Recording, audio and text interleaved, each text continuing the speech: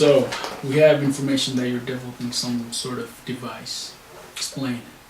Oh, you must mean my telescopes.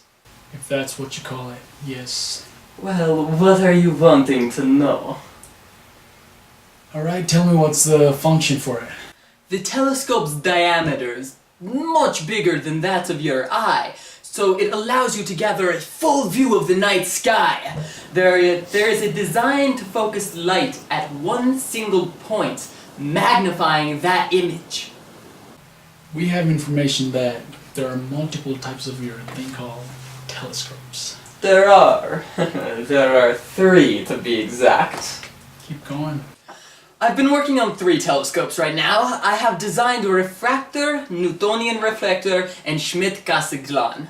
They all operate on the basis of light entering one side, and by either a lens or mirror, the light rays are directed to a point, the focal point, and then directed to the eyepiece of the telescope, in which you can view the sky.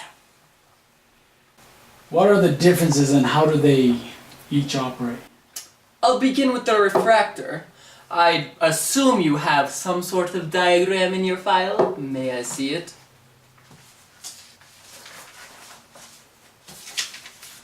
The refractor telescope filters starlight through an objective lens going down the optical tube to a focal point at the eyepiece. This is the type Galileo invented. Some advantages of the refractor telescope is its simple design and it's excellent for looking at the moon and planets.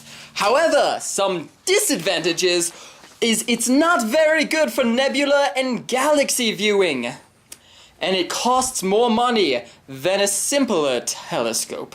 That covers a refractor telescope, but now onto your Newtonian reflector. Alright, how about you just hand your file over and I'll cover the remaining telescopes. Think this is funny? I'm so sorry.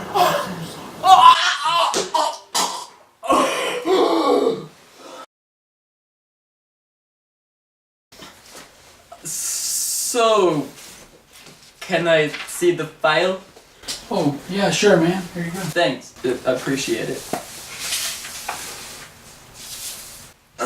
The Newtonian reflector filters starlight into a primary mirror in the back, which bounces back, hits a flat secondary mirror, and goes down into the eyepiece.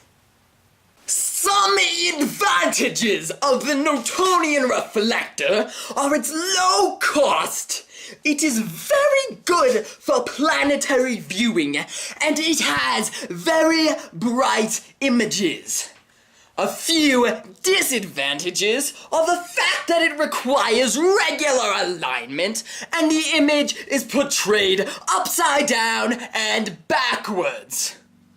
The Catadioptrix telescope is similar in a sense. Starlight goes through the optical tube. The light enters the telescope through a primary lens and begins focusing before hitting a primary mirror, which finishes the focusing. The lens corrects the optical image, making this type of telescope more sophisticated because it has both a lens and a mirror. Hitting a primary mirror, bouncing into a secondary mirror, hitting the eyepiece, which is located in the back. Some advantages of the catodioptrix telescope are its best overall design and how good it is for deep sky planetary viewing. A few disadvantages are how much it costs, despite the fact that it's the same size as the Newtonian reflector. Okay, so how do you classify your telescopes? What effects does the quality have of the image that you view from your telescopes? Is it the magnification? That's what an amateur astronomer might think, but what you should truly look at is the f-value of the telescope. The f-value of a telescope is in a linear relationship with the length of the telescope. Though the diameter may be smaller and you see less of the night sky, the image you see will be much clearer. For example, look at this image. Though it is clear and spectacular, if you wanted to look at this specific star, you would need a telescope with a greater f-value. The f-value is determined by dividing the length of the telescope by the diameter of the lens. Does size matter? I've been feeling too busy lately just to stop and open my tired eyes. Now I'm looking around, what a surprise. The sun is shining, birds are singing.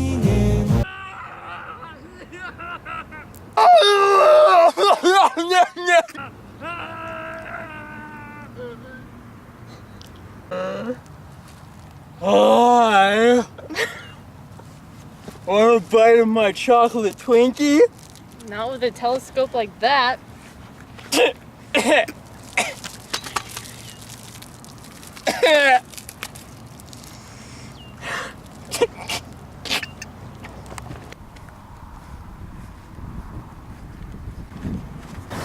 Let me show you a real man's telescope. Oh, I like this better than the white one. Let's go back to my observatory. But wait! I love you! We're written in the stars! Oh! Size does matter! Which reminds me! Look at this image! This is a picture of the M51 Whirlpool Galaxy taken by the Hubble telescope. But if you look at it from much lesser telescopes like these amateur images, it is not nearly as spectacular. Point proven! Alright, so how are these instruments held? And what are the platforms that they're attached to? Actually, my sister, Jenna Jameson, has a whole lecture on it on YouTube. Today I'm going to be talking about two different types of mounts. We have the altitude azimuth mount and the equatorial mount. Now with the equatorial mount, it is much simpler and easier to use because one axis is stationary that actually follows the same axis as the Earth. And then the other axis has a simple dial to move it that follows all of the objects in the sky. And now, with the altitude azimuth, it's slightly more difficult to use because to follow the objects in the sky, you have to move it both sideways and up and down. Yeah. Are there any hazards of using this thing called telescopes? Rule number 1. Never, ever, ever, ever, ever, ever look at the sun through a telescope. Your retina will be instantly burned. This can cause eventual or instantaneous blindness that will be permanent. Not even when it's cloudy, not even as a joke.